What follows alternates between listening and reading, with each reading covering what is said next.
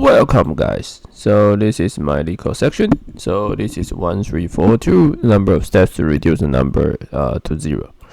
Okay, so someone give you a non-negative number. If it's even, then you just divide by 2. If it's odd, then you just minus 1.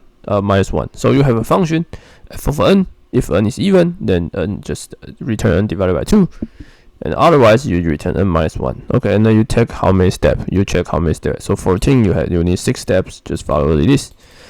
Okay, so very easy that this is count. I call it a, and then if the number is non-zero, divide by 2, and then if it's else, then you minus 1, and then you just plus or equal to 1, plus equal to 1, and then finally you return a. Finally, you just return a.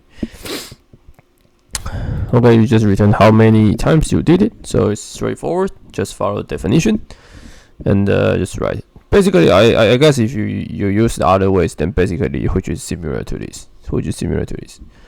And you see that we use very less memory because we didn't use basically we didn't use any trick. Okay, but brute force, I guess this is also a good answer. Also a good answer.